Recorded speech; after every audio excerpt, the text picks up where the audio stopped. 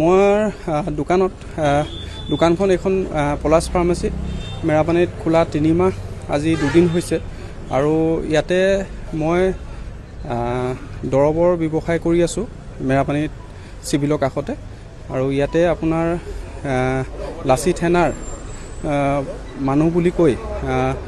মহম্মদ ৰাজা আহমেদ নামৰ এজন মানুহ যুৱকে মোক আজি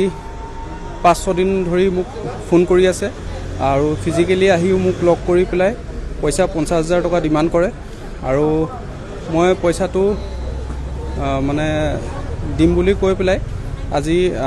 মেৰাপানী থানাত যোৱাকালি এখন আজাহাৰ দিলো। ইমানটো ব্যৱসায় কৰিলে ডিমান্ড কৰে কিয় কৰে কি কথা মই বিশেষ নাজানো, এনে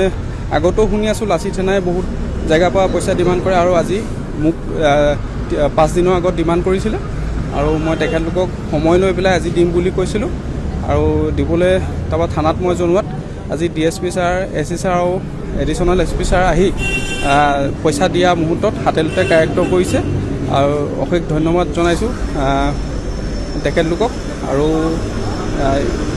লাচি থানাৰ নামত তেখেতলোকে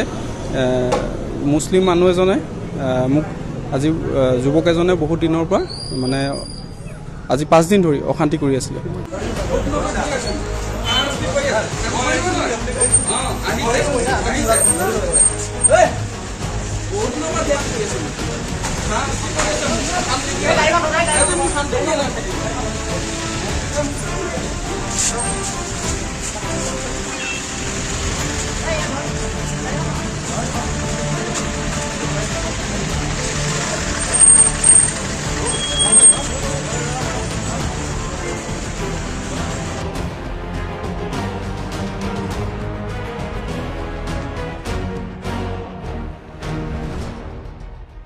মোৰ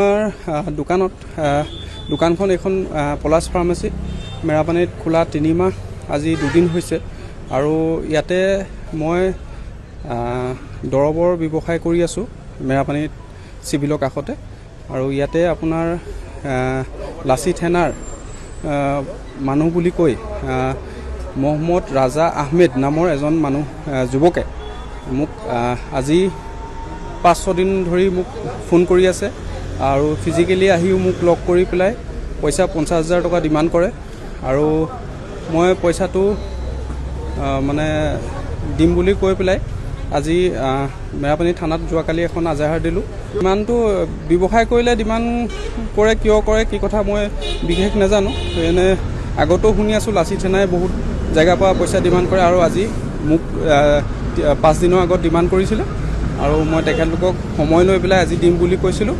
আৰু দিবলৈ তাৰপৰা থানাত মই জনোৱাত আজি DSP ছাৰ SC ছাৰ আৰু এডিশ্যনেল SP ছাৰ আহি পইচা দিয়া মুহূৰ্তত হাতেলতে কাৰেক্ট কৰিছে আৰু অশেষ ধন্যবাদ জনাইছোঁ তেখেতলোকক আৰু লাচি থানাৰ নামত তেখেতলোকে মুছলিম মানুহ এজনে মোক আজি যুৱক এজনে বহুত দিনৰ পৰা মানে আজি 5 দিন ধৰি অশান্তি কৰি আছিলে।